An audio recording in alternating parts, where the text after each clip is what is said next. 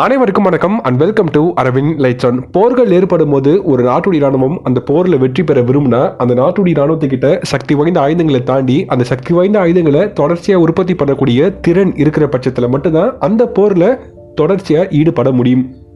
ஃபேமஸான ஒரு ஸ்டேட்மெண்ட் நீங்க நிச்சயமா நீங்க கேள்விப்பட்டிருப்பீங்க. ஒரு நாட்டுடைய ராணுவத்தை பார்த்து நான் என்னைக்குமே அச்சப்பட்டதில்லை, ஆனா ஒரு நாட்டுடைய தொழிற்சாலைகள் மற்றும் உற்பத்தி திறனை பார்த்து தான் நான் பலமுறை அச்சப்பட்டிருக்கேன்.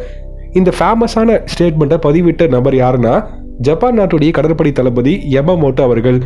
இந்த நபர் தான் பேர்ல் ஹார்பர் மீது அந்த தாக்குதலை நடத்தின முக்கிய நபரா பார்க்கப்படுறாரு. அந்த தாக்குதலில் வெற்றி பெற யமமோட்டோ அவர்களின் துல்லியமான திட்டம் மிக முக்கிய காரணமா பார்க்கப்பட்டு இருந்தாலும் யமமோட்டோ அவர்கள் அந்த தாக்குதல் வெற்றி பெற்ற பிறகு அந்த வெற்றியை முழுமையா கொண்டாட முடியாம கொஞ்சம் அமைதியா இருந்தார். அந்த அமைதிக்கான காரணம் ஜப்பான் அரசாங்கத்துடைய தற்காலிகமான வெற்றி. இது நிச்சயமா அமெரிக்கா மீண்டு வருவாங்கன்னு சொல்லிட்டு யமமோட்டோ அவர்களுக்கு நல்லாவே தெரியும். அதன் காரணமா ஜப்பான் அரசாங்கத்துக்கு மிகப்பெரிய எச்சரிக்கையை யமமோட்டோ அவர்கள் பதிவு பண்ணியிருப்பாரு. அமெரிக்க நாட்டுடைய இராணுவம் அந்த நாட்டுடைய உண்மையான பலம் இல்லை, அந்த நாட்டுடைய தொழிற்சாலைகள் மற்றும் உற்பத்தி திறன் மட்டும்தான் அந்த நாடு திரும்ப திரும்ப மீண்டு வரக்கூடிய ஒரு சக்தியை கொடுக்க போகுது. நிச்சயமா அந்த சக்தியை நம்ம முழுமையா அழிக்கிற பட்சத்தில் மட்டும்தான் இந்த போர்ல நம்ம வெற்றியை பார்க்க முடியும்னு சொல்லிட்டு யமமோட்டோ அவர்கள் ஜப்பான் அரசாங்கத்துக்கு ஒரு முக்கிய கருத்தை பதிவு பண்ணியிருப்பாரு. பின்னர் என்ன நடந்துச்சுன்னு சொல்லிட்டு இந்த உலகத்துக்கே தெரியும். அமெரிக்கா ஜப்பான் மீது அணுசக்தி சம்பந்தமான ஆயுதங்களை பயன்படுத்தியிருப்பாங்க. இந்த நிகழ்வை நான் பகிர ஒரு முக்கிய காரணம் இருக்கு.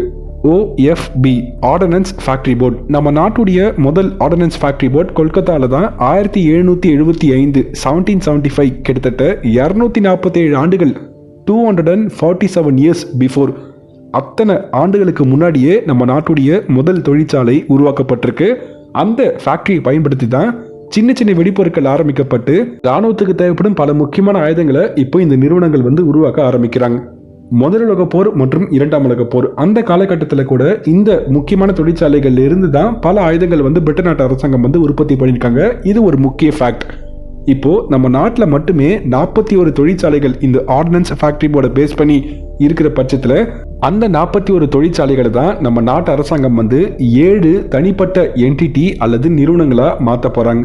முதல் நிறுவனம் advanced weapons and equipment India limited, சுருக்கமா AWE என்று அழைப்பார்கள்.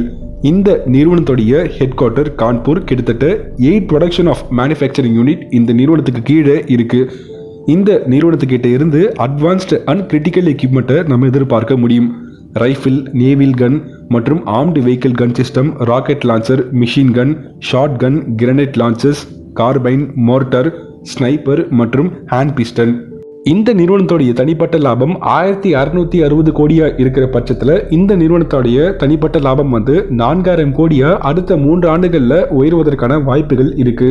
அதற்கான காரணம் இந்த நிறுவனத்தை நம்ம ஆர்டினன்ஸ் ஃபேக்டரி போர்ட் இந்த கமிட்டியில நம்ம ஜாயின் பண்ண பிறகுதான் இந்த நிறுவனத்துடைய லாபத்தை நம்ம அதிகரிக்க முடியும். நம்ம நாட்டுடைய இம்போர்ட், அதாவது மற்ற நாடுகள் கிட்ட இருந்து வாங்கக்கூடிய அந்த துப்பாக்கிகள் மற்றும் அந்த ரைஃபிள்ஸ், கார்பைன், அந்த மோட்டரை நம்ம முழுமையா நம்ம இண்டிபெண்டா நம்ம நாட்டில் நம்ம உற்பத்தி பண்ண முடியும்.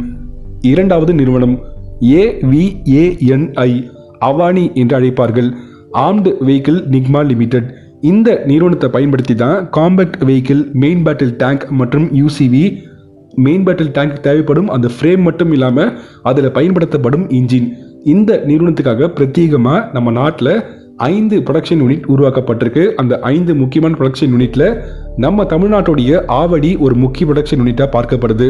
ஏன்னா ஆவடியில் தான் அர்ஜுன் மெயின் பேட்டில் டேங்க் உருவாக்குறாங்கன்னு சொல்லிட்டு நம்ம எல்லாருக்குமே தெரியும். இந்த நிறுவனத்துடைய தனிப்பட்ட லாபம் 3365 கோடியா இருக்கிற பட்சத்தில் இந்த ஆர்டினன்ஸ் ஃபேக்டரி போர்டை பயன்படுத்தி இந்த 5 ப்ரொடக்ஷன் யூனிட்டை நம்ம ஒரே நேரத்தில் செயல்படுத்தும் போது கிட்டத்தட்ட 2024 அடுத்த 3 ஆண்டுகளில் இந்த நிறுவனத்துடைய லாபத்தை 7300 கோடியா நம்ம உயர்த்த முடியும்னு சொல்லிட்டு நம்ம நாட்டு அரசாங்கம் ஒரு முக்கிய கருத்தை பதிவு பண்ணியிருக்காங்க. மூன்றாவது நிறுவனம் மியூனிஷன்ஸ் இந்தியா லிமிடெட். இந்த நிறுவனத்தை பயன்படுத்தி ப்ரொஜெக்டைல் ஆரம்பிக்கப்பட்டு எக்ஸ்ப்ளோசிவ் டிவைஸ் மற்றும் கிளஸ்டர் பாம்ஸ் போன்ற பல முக்கியமான வெடிப்பொருட்கள் சம்பந்தமான சின்ன சின்ன மியூனிஷன்ஸ் மற்றும் மிகப்பெரிய வெடிப்பொருட்களாக இருந்தாலும் இந்த நிறுவனத்தை பயன்படுத்தி நம்ம உற்பத்தி பண்ண முடியும். ப்ரோ, எனக்கு ப்ரொஜெக்டைல்னா என்னன்னு தெரியல ப்ரோ. ப்ரொஜெக்டைல்னால் பார்ப்பதற்கு ஒரு வெடிப்பொருட்களை சுமந்து போகக்கூடிய ஒரு வாரட் மாதிரி இருக்காது. ப்ரொஜெக்டைல்னால் ஒரு சாதாரணமான ஒரு ஸ்டீல் டாட், ஆனால் பார்ப்பதற்கு கொஞ்சம் கூர்மையாக இருக்கும். டார்கெட் கிட்ட போகும்போது அந்த டார்கெட் கிட்ட போன உடனே செதறும் துண்டுகள், அதாவது ஷார்ப் மெலன் சொல்லிட்டு ஆங்கிலத்தில் அழைப்பாங்க. அந்த டார்கெட் கிட்ட போகும்போது அது வெடிச்சு செதறும் போது அந்த செதறக்கூடிய அந்த பீசஸ் தான் அந்த டார்கெட் மீது பட்டு அந்த இடத்துல ஒரு தாக்குதலை ஏற்படுத்தும். ஆக்சுவலாக இந்த கான்செப்ட் வந்து எலக்ட்ரோ மேக்னெட்டிக் ரெயில்கன் அந்த இடத்துல பயன்படுத்துவாங்க. ஸோ எலக்ட்ரோ மேக்னெட்டிக் ரெயில்கனுக்கு தேவைப்படும் ப்ரொஜெக்டைலாக இருந்தாலும் சரி, இல்லாட்டி வேறு விதமான ப்ரொஜெக்டைலாக இருந்தாலும் சரி, கிளஸ்டர் பாம்பாக இருந்தாலும் சரி, இந்த மியூனிஷன் இந்தியா லிமிட்டடால் உற்பத்தி பண்ண முடியும். கிட்டத்தட்ட 12 ப்ரொடக்ஷன் யூனிட்டை பயன்படுத்தி இவங்க உற்பத்தி பண்ணுவாங்க. இப்போது இந்த நிறுவனத்துடைய சராசரி லாபம் வந்து 4752 கோடியாக இருக்கும் போது அடுத்த 3 ஆண்டுகள் 2024 வரும்போது 11100 கோடியாக உயர்வதற்கான வாய்ப்புகள் இருக்குன்னு சொல்லிட்டு நம்ம நாட்டு அரசாங்கம் பதிவு பண்ணியிருக்காங்க. 4வது நிறுவனம் யாந்த்ரா இந்தியா லிமிடெட். இந்த நிறுவனத்துக்கிட்ட இருந்து நம்ம என்ன எதிர்பார்க்க முடியும்? ரா மெட்டீரியல், அதாவது நம்ம பயன்படுத்தக்கூடிய அத்தனை ஆயுதங்களுக்கு தேவைப்படும் ரா மெட்டீரியல், ஆர்டிலரி கன் மற்றும் கார்பன் ஃபைபர் மற்றும் பல முக்கியமான காம்போசிட் மெட்டீரியல். ஒரு சாதாரணமான ஒரு ஆர்டிலரி கன்னாக இருந்தாலும் சரி, இல்லாட்டி ஒரு மெயின் பேட்டில் டேங்காக இருந்தாலும் சரி, ஒரு இராணுவ வாகனமாக இருந்தாலும் சரி, இல்லாட்டி ஒரு இராணுவ வீரர் பயன்படுத்தக்கூடிய துப்பாக்கியாக இருந்தாலும் சரி, அத்தனை விதமான ஆயுதங்கள் மற்றும் வாகனங்களுக்கு தேவைப்படும் பல முக்கியமான காம்போசிட் மெட்டீரியலை இந்த யாந்த்ரா இந்தியா லிமிடெட் இந்த நிறுவனம் தான் வழங்க போகிறாங்க. கிட்டத்தட்ட 8 ப்ரொடக்ஷன் ஆஃப் யூனிட்டை பயன்படுத்தி இந்த நிறுவனம் வழங்கும் போது அந்த எஃபிஷியன்ட் ஆஃப் ரா மெட்டீரியலை நம்ம தொடர்ச்சியாக நம்ம செயல்படுத்த முடியும். இந்த நிறுவனத்துடைய சராசரி லாபம் 1287 கோடியாக இருக்கிற பட்சத்தில் இந்த ஆர்டினன்ஸ் ஃபேக்ட்ரி இந்த வே ஆஃப் மேனுஃபேக்சரிங்கை பயன்படுத்தும் போது 2400 கோடியாக மாறுவதற்கான வாய்ப்புகள் இருக்குது. 2024 எல்லாமே நான் சொல்கிற டேட்டாஸ் எல்லாமே அடுத்த 3 ஆண்டுகள், not only for our nation as well as for import and export. அதாவது இந்திய ராணுவம் பயன்படுத்தக்கூடிய ஆயுதங்கள் மற்றும் பொருட்கள் மட்டும் இல்லாமல் மற்ற நாடுகளுக்கு கூட அந்த ஏற்றுமதி சம்பந்தமான பணிகளில் இப்போ நான் பதிவிட்டு இந்த நிறுவனங்களால் செயல்பட முடியும். ஓகே, அடுத்த நிறுவனம் கிளைடர் இந்தியா லிமிடெட். இதுதான் 5வது நிறுவனம். இந்த நிறுவனத்தை பயன்படுத்தி நம்ம நாட்டுடைய இராணுவத்துக்கு தேவைப்படும் சப்ளை டிராப் பேராசூட் மற்றும் அசால்ட் பேராசூட் மற்றும் டாக்டிக்கல் அசால்ட் பேராசூட். இந்த விமானத்துடைய முக்கியத்துவம் என்னதுன்னா, ஒரு சோல்ஜர் பயன்படுத்தக்கூடிய பேராசூட்டாக இருந்தாலும் சரி, ஏர்கிராஃப்ட் பேராசூட்டாக இருந்தாலும் சரி, விமானத்தங்கி கப்பலில் ஒரு விமானத்தை நம்ம செலுத்தும் போது அந்த விமானத்தை லேண்ட் பண்ணும்போது அந்த விமானத்துடைய வேகத்தை குறைக்க ஒரு சில விமானத்தில் அந்த பேராசூட்டை வழங்கியிருப்பாங்க. அந்த பேராசூட் நிச்சயமா இந்த கிளைடர் இந்தியா லிமிடெட் இந்த நிறுவனத்தால் உற்பத்தி பண்ண முடியும். As well as heavy goods transport C-130 என்று அழைக்கப்படும் அந்த பிரம்மாண்டமான விமானத்தில் இருந்து செலுத்தக்கூடிய ஹெவியான கூட்ஸை நம்ம சேஃபாக லேண்ட் பண்ண ஒரு விதமான பேராசூட்டை நம்ம பயன்படுத்துவோம். அந்த பேராசூட் கூட இந்த கிளைடர் இந்தியா லிமிடெட் இந்த நிறுவனத்தால் உற்பத்தி பண்ண முடியும். இந்த நிறுவனத்துடைய சராசரி வருமானம் வந்து 123 கோடியாக இருக்கிற பட்சத்தில் வரக்கூடிய அடுத்த 3 ஆண்டுகள் 2024 400 கோடியாக உயர்வதற்கான வாய்ப்புகள் இருக்குன்னு சொல்லிட்டு பதிவு பண்ணியிருக்காங்க. 6வது நிறுவனம் ட்ரூப்ஸ் கம்ஃபோர்ட் லிமிடெட்.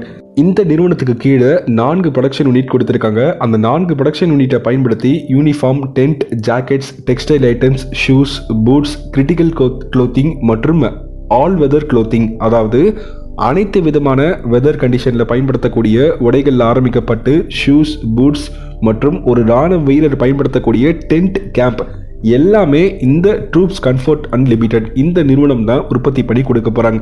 இந்த நிறுவனத்துடைய தனிப்பட்ட லாபம் 776 கோடியாக இருக்கிற பட்சத்தில் அடுத்த 3 ஆண்டுகளில் 1100 கோடியாக மாறுவதற்கான வாய்ப்புகள் இருக்குது.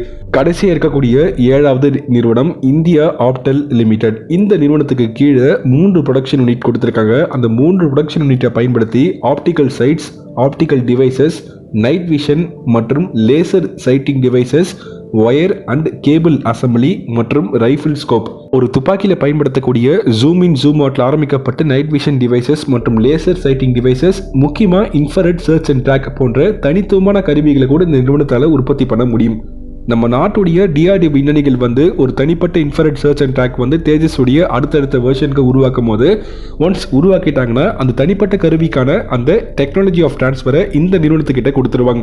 ஒன்ஸ் கொடுத்த பின்னர் இந்த நிறுவனம் வந்து அந்த தனித்துவமான ஆயுதத்தை மாஸ் ப்ரொடக்ஷனில் கொண்டு போக ஆரம்பிப்பாங்க. இப்போ இந்த நிறுவனத்துடைய சராசரி லாபம் 691 கோடியா இருக்கிற பட்சத்தில் இந்த நிறுவனத்துடைய சராசரி லாபம் அடுத்த 3 ஆண்டுகளில் 1700 கோடியா மாறுவதற்கான வாய்ப்புகள் இருக்கு. இந்த இந்தியா ஆப்டெல் லிமிடெட் மட்டும் ஒரு நல்ல சிறந்த நிறுவனமாக மாறுற பட்சத்தில் நம்ம எல்பி சிஸ்டம் சொல்லிட்டு இஸ்ரேல் நாட்டுடைய ஒரு பிரபலமான நிறுவனத்தை பற்றி நம்ம நிறைய பேசியிருப்போம். அந்த நிறுவனம் தான் ஃபயர் அண்ட் கண்ட்ரோல் சிஸ்டமில் ஆரம்பிக்கப்பட்டு பல இன்ஃப்ராரெட் சர்ச் அண்ட் ட்ராக் டிவைசஸ்லாம் கொடுத்துருப்பாங்க. அந்த நிறுவனத்துக்கு நிகராக இந்த நிறுவனத்தை நம்ம உருவாக்க முடியும். ஓகே, இதுதான் நான் சொல்ல வந்த அந்த ஓஎஃப்பி அது சம்பந்தமான செய்திகள். கிட்டத்தட்ட 76,000 எம்ப்ளாயிஸ் இந்த 7 என்டிட்டிஸில் பணி செய்ய போகிறாங்க. இது நிச்சயமாக நம்ம நாட்டுடைய மிகப்பெரிய ப்ராஜெக்ட். கிட்டத்தட்ட 65,000 கோடி ஸ்பெண்ட் பண்ணுறாங்க. ஒரு ஆண்டுக்கு மட்டுமே இந்த அத்தனை நிறுவனங்கள்கிட்ட இருந்து 11,000 கோடி லாபம் வர நிறைய வாய்ப்புகள் இருக்குது. பார்க்கலாம், காலமே தீர்மானிக்கும் இந்த நிறுவனங்களை நம்ம எப்படி பயன்படுத்த போகிறோம். போர் வரும் சமயத்தில் நிச்சயமாக இந்த நிறுவனங்கள் எல்லாருமே ஒரு மிகப்பெரிய பயனுள்ள நிறுவனங்களாக இருக்கும். அதில் இந்த மாற்று கருத்தும் இல்லை. அடுத்த செய்தி, பிளானட் லேப் என்று அழைக்கப்படும் ஒரு செயற்கைக்கோள் நிறுவனம் வந்து சீனா அந்த நாட்டுடைய சதர்ன் ஈஸ்ட் ஏர்பேஸ் சம்பந்தமான புகைப்படத்தை இப்போ அனுப்பியிருக்காங்க. அந்த புகைப்படத்தை நீங்கள் முதல்ல பாருங்கள். இந்த ஏர்பேஸ் எல்லாமே எக்ஸாக்டாக தாய்வான் அந்த நாட்டுக்கு எதிராக இருக்கக்கூடிய 3 முக்கியமான ஏர்பேசஸ், அதாவது லாங்டியான் ஏர்பேஸ், ஹானன் ஏர்பேஸ் மற்றும் ஜாங்ஜோஹூ ஏர்பேஸ். இப்போது இந்த 3 முக்கியமான ஏர்பேஸில் சீனா வந்து இப்போ ரீசெண்ட் டேஸ் அக்டோபர் 2ஆம் தேதியிலிருந்து அக்டோபர் 13ஆம் தேதி வரை பல அப்கிரேடாக அவங்க கொடுத்துருக்காங்க. அதாவது பாம்ப் ப்ரூஃப் ஏர்கிராஃப்ட் மற்றும் ஷெல்டர்ஸ் மற்றும் ஸ்டோரேஜ் பங்கரை அவங்க அதிகரிச்சிருக்காங்க. ஒரு ஏர்பேஸில் நிறைய ஸ்டோரேஜ் பங்கர்ஸை அவங்க அதிகரிக்க காரணம் என்னதுன்னா, சீனா இஸ் ப்ரிப்பரிங் ஃபார் ஏ வார். அதாவது தாய்வானுக்கு எதிரான அந்த போரில் ஈடுபட சீனா வந்து இந்த ஏர்பேஸை இப்போ அதிகமாக அவங்க பாதுகாக்க ஆரம்பிக்கிறாங்க. இந்த இடத்துல தான் நீங்கள் எல்லாருமே ஒரு மிகப்பெரிய கான்செப்டை புரிஞ்சுக்கணும். அந்த கான்செப்ட் என்னதுன்னா, இப்போ நான் குறிப்பிட்ட இந்த 3 ஏர்பேஸோட புகைப்படத்தை நீங்கள் பார்க்குறீங்க. இந்த 3 ஏர்பேஸ் எக்ஸாக்டாக நம்ம நாட்டுடைய அருணாச்சல் பிரதேஷ் மாநிலத்தில் இருந்து வெறும் 2294 கிலோமீட்டர் மட்டும்தான் இருக்குது. இந்த கிலோமீட்டரை ரீச் பண்ண நம்ம நாடு உற்பத்தி பண்ண அக்னி பிரைம், அக்னி 1, அக்னி 2, அக்னி 3, அதாவது இந்தியாவால் தயாரிக்கப்பட்ட அத்தனை பாலிஸ்டிக் மிசைலுமே மினிமம் 2500 கிலோமீட்டர் போக முடியும். நிச்சயமா அக்னி மிசைலை நம்ம அருணாச்சல் பிரதேசில் இருந்து செலுத்தும் போது இந்த 3 மிகப்பெரிய ஏர்பேஸ் மீது ஒரு தாக்குதலை நம்ம நிகழ்த்த முடியும். இது சீனாக்கு மேபி தெரிஞ்சிருக்கலாம். அதன் காரணமா தாய்வான் அரசாங்கம் மீது அந்த தாக்குதலை நடத்துவதற்கு முன்னால் சீனா இப்போ அருணாச்சல் பிரதேசை கவுண்டர் பண்ண விரும்புகிறாங்க. அருணாச்சல் பிரதேசில் முழுமையாக தனது கட்டுப்பாட்டை கொண்டு வர விரும்புகிறாங்க. பிகாஸ் இங்கே நிறைய ஜியோ பாலிட்டிக்ஸ் இருக்குது. ஒருவேளை தாய்வானுக்கு எதிரான அந்த போரில் சீனா தீவிரமாக ஈடுபடும் போது இந்தியா தாய்வானுக்கு உதவ முன் வந்தாங்கன்னா நிச்சயமாக அருணாச்சல் பிரதேசில் இருந்து ஒரு தாக்குதல் நடத்தினா அது சைனாக்கு மிகப்பெரிய ஆபத்தாக மாறிவிடும். இது எல்லாமே சைனாக்கு நல்லாவே தெரியும். பட் நிறைய ஃபேக்ட்ஸை நம்ம பேசலாம், நிறைய முக்கியமான ஜியோ பாலிட்டிக்ஸை நம்ம பேசினாலும் 44 பில்லியன் டாலர்ல இருந்து 47 பில்லியன் டாலராக இந்தியா மற்றும் சீனா இடையே அந்த வர்த்தகம் வந்து இப்போ ஏற்பட்டிருக்கு. இந்த ஆண்டுடைய அந்த பட்ஜெட் கூட க்ளோஸ் ஆகலை. பட் பட்ஜெட் க்ளோஸ் ஆகிறதுக்கு முன்னாடியே 47 பில்லியன் எக்ஸ்ட்ரா 3 பில்லியன் டாலர் வந்து நம்ம வர்த்தகம் பண்ணியிருக்கோம் இந்தியா மற்றும் சீனா. நம்ம 1000 பேசினாலும் சீனா நாட்டுடைய பல முக்கியமான ரா மெட்டீரியலை நம்ம நம்பி தான் இருக்கோம். அதுக்காக தான் இந்த மாதிரி தனிப்பட்ட இண்டஸ்ட்ரீஸை நம்ம கொண்டு வர ஆரம்பிக்கும். ஓகே, ஃபேக்ட்ஸ் அபார்ட், இப்போ உங்கள் எல்லாருக்கிட்டையுமே ஒரு கேள்வி வந்திருக்கும். நீங்கள் சொன்ன அந்த 7 மிகப்பெரிய நிறுவனங்கள் வந்து நம்ம நாட்டுடைய ராணுவத்துடைய வளர்ச்சியை அடுத்த கட்டத்துக்கு கொண்டு போக போது அதில் எந்த மாற்று கருத்தும் இல்லை. ஆனால் நான் அந்த நிறுவனத்தில் எப்படி பணி செய்ய முடியும்? நீங்கள் இந்த வீடியோ பார்க்கக்கூடிய நபர் வந்து ஒரு இன்ஜினியர் ஸ்டூடெண்ட்டாக நீங்கள் இருந்தீங்கன்னா கேட் எக்ஸாமை பற்றி நிச்சயமாக நீங்கள் கேள்விப்பட்டிருப்பீங்க. இப்போது நான் பதிவிட்ட இந்த நிறுவனங்கள் எல்லாமே இட்ஸ் எ பப்ளிக் செக்டார். ஒரு பப்ளிக் செக்டார் நிறுவனத்தில் நீங்கள் போய் பணி செய்ய விரும்புனீங்கன்னா நிச்சயமாக கேட் எக்ஸாமுடைய அந்த ஸ்கோரை அவங்க கேட்பாங்க. மறக்காமல் நீங்கள் இன்ஜினியரிங் படிக்கும் போதே நீங்கள் கேட் எக்ஸாமுக்கு நீங்கள் ப்ரிப்பேர் பண்ணிங்கன்னா இப்போ நான் பதிவிட்ட இந்த நிறுவனத்தில் நீங்கள் நேரடியாகவே ஒரு இன்ஜினியராக நீங்கள் போய் பணி செய்ய முடியும். ஓகே, அடுத்த செய்தி, தாசு ஹைட்ரோ பவர் டேம் ப்ராஜெக்ட். இந்த ப்ராஜெக்ட் வந்து பாகிஸ்தானில் சீனா கட்டி கொடுக்க போகும் மிகப்பெரிய ஹைட்ரோ பவர் டேம் ப்ராஜெக்ட். கிட்டத்தட்ட 2 ஆண்டுகளாக இந்த ப்ராஜெக்டுக்காக சீனா வந்து பல முக்கியமான அறிவிப்புகளை கொடுத்துருக்காங்க, பல முக்கியமான பணிகளில் ஈடுபட்டிருக்காங்க. அண்மையில் தான் இந்த ப்ராஜெக்டில் பணி செய்யக்கூடிய 13 சீன நாட்டை சார்ந்த நபர்கள் வந்து ஒரு தாக்குதலில் கொல்லப்பட்டிருப்பாங்க. அந்த தாக்குதலில் கொல்லப்பட்ட அந்த 13 நபர்களுக்கு இப்போ சீன அரசாங்கம் வந்து பாகிஸ்தான் கிட்ட நஷ்ட ஈடு கேட்டிருக்காங்க. $38 மில்லியன். 38 மில்லியன் US டாலர்னா பாகிஸ்தான் அந்த நாட்டுடைய பண மதிப்பு படி 690 கோடி. இந்த தொகையை நீங்கள் கொடுக்கும் போது மட்டும்தான் தாசு ஹைட்ரோ பவர் டேம் ப்ராஜெக்ட்கான பணிகளை மறுபடியும் தொடங்க ஆரம்பிப்போம்னு சொல்லிட்டு சீனா இப்போ திட்டவட்டமாக சொல்லிட்டாங்க. பார்க்கலாம், பாகிஸ்தான் நிச்சயமாக கழுதைகளை விற்பனை பண்ணியாவது அந்த 690 கோடியை அவங்க கட்டிடுவாங்க. அதில் எந்த மாற்று கருத்தும் இல்லை.